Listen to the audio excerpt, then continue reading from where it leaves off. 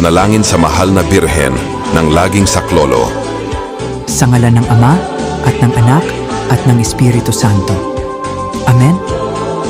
Mahal na Ina ng laging saklolo, lumalapit kami sa iyo ng may buong pagtitiwala at pag-asa.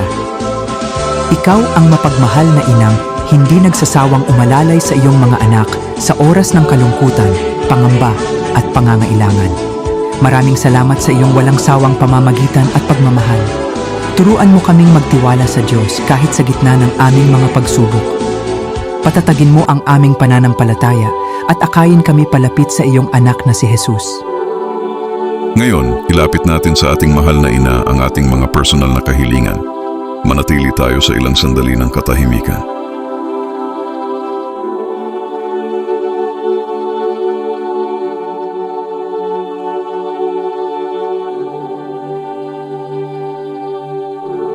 Mahal na Ina, alam mo ang laman ng aming puso.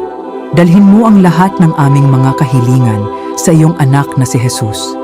Kung ito man ay para sa kagalingan, kapayapaan ng pamilya, trabaho, pag-aaral, kaligtasan, o anumang mabigat naming dinadala, ipinagkakatiwala namin ang lahat sa iyong mapagmahal na pangangalaga.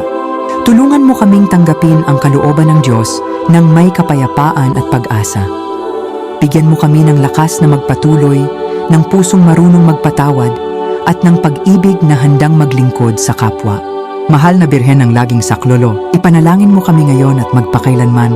Amen. Sa ngalan ng Ama, at ng Anak, at ng Espiritu Santo. Amen.